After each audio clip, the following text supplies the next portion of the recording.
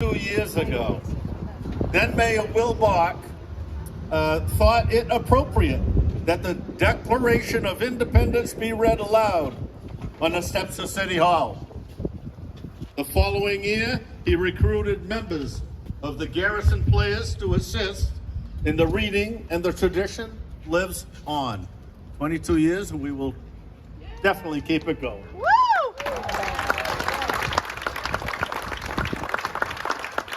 So, right now, please join me in welcoming three of our founding fathers, Ben Franklin, Woo! Thomas Jefferson, and John Adams. Welcome this morning.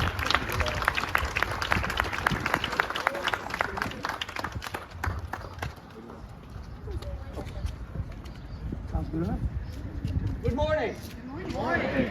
Ladies and gentlemen, we welcome you to longtime residents of our community, our state, and those who have come to our shores recently. One and all, we welcome you to this great, glorious celebration on this beautiful morning as we celebrate the 246th anniversary of the birth of our nation. You know, the weather is not so beautiful in Philadelphia as the Continental Congress gathered to continue the coordination of the colonies' resistance to British rule. King George III and the British Parliament had resisted all of our efforts to resolve the disputes between us and continued to impose taxes and suppress our rights. It took over a year of arguments, but it was finally agreed that a committee made up of myself, Dr. Franklin, Mr. Jefferson, Roger Sherman, and Robert Livingston would draw up a document to outline our reasons for the colonies to break away from British rule. The committee made several changes to the... We all recognized that our young friend from Virginia had a talent for words and agreed that he would put to paper our reasons for separation. The committee made several changes to the document before it was presented to the full Congress. It was there that the debate was most heated and numerous additions and deletions were made.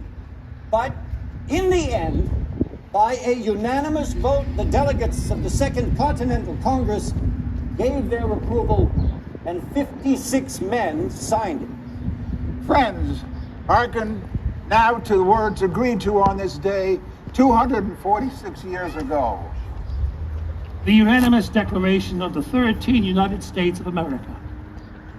When in the course of human events, it becomes necessary for one people to dissolve the political bands which has connected them to one another and to assume among the powers of the earth the separate and equal station to which the laws of nature and of nature's God entitled them, a decent respect to the opinions of mankind requires that they should declare the causes which impel them to the separation. We hold these truths to be self-evident, that all men are created equal, that they are endowed by their Creator with certain unalienable rights, that among these are life, liberty, and the pursuit of happiness, that to secure these rights, governments are instituted among men, deriving their just powers from the consent of the governed, that whenever any form of government becomes destructive of these ends, it is the right of the people to abolish it and to institute new government, laying its foundation on such principles and organizing its powers in such form as to them shall seem most likely to affect their safety and happiness.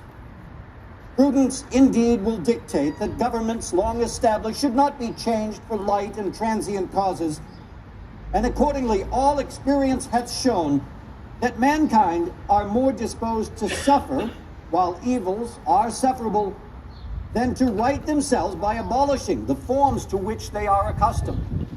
But when a long train of abuses and usurpations pursuing invariably the same object evinces a design to reduce them to under absolute despotism, it is their right, it is their duty to throw off such government and to provide the new guards for their future security. Such has been the patient sufferance of these colonies. And such is now the necessity which constrains them to alter their former system of government. The history of the present King of Great Britain, George III, is a history of repeated injuries and usurpations, all having in direct object the establishment of an absolute tyranny over these states. To prove this, let facts be submitted to a candid world. He has refused assent to laws the most wholesome and necessary for the public good. He has forbidden his governors to pass laws of immediate and pressing importance, unless suspended in their operation till his assent should be obtained. And when so suspended, he has utterly neglected to attend to them. He has refused to pass other laws for the accommodation of large districts of people, unless those people would relinquish the right of representation in the legislature, a right inestimable to them and formidable to tyrants only. He has called together legislative bodies at places unusual, uncomfortable, and distant from the depository of their public records, for the sole purpose of fatiguing them into compliance with his measures. He has dissolved representative houses repeatedly for imposing with manly firmness his invasions on the rights of people. He has refused for a long time after such dissolutions to cause others to be elected, whereby the legislative powers, incapable of annihilation, have returned to the people at large for their exercise, the state remaining in the meantime exposed to all the dangers of invasion from without and convulsion within.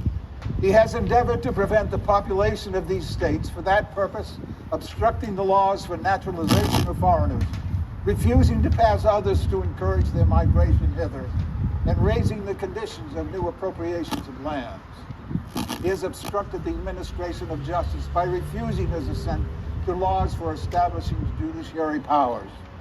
He has made judges dependent on his will alone for their tenure of their office and the amount and payment of their salaries. He has erected a multitude of new officers and sent hither swarms of officers to harass our people and eat out their substance. He has kept among us in times of peace standing armies without the consent of our legislatures. He has affected to render the military independent of and superior to the civil power. He has combined with others to subject us to a jurisdiction foreign to our Constitution and unacknowledged by our laws, giving his assent to their acts of pretended legislation, for quartering large bodies of armed troops among us, for protecting them by a mock trial from punishment for any murders which they should commit on the inhabitants of these states, for cutting off our trade with all parts of the world, for imposing taxes on us without our consent, for depriving us in many cases of the benefits of trial by jury, for transporting us beyond seas to be tried for pretended offenses, for abolishing the free system of English law in a neighboring province, establishing therein an arbitrary government, and enlarging its boundaries so as to render it at once an example and fit instrument for introducing the same absolute rule into these colonies. For taking away our charters, abolishing our most valuable laws, and altering fundamentally the forms of our governments, for suspending our own legislatures and declaring themselves invested with power to legislate for us in all cases whatsoever. he has abdicated his government here by declaring us out of his protection and waging war against us. He has plundered our seas, ravaged our coast, burned our towns, and destroyed the lives of our people.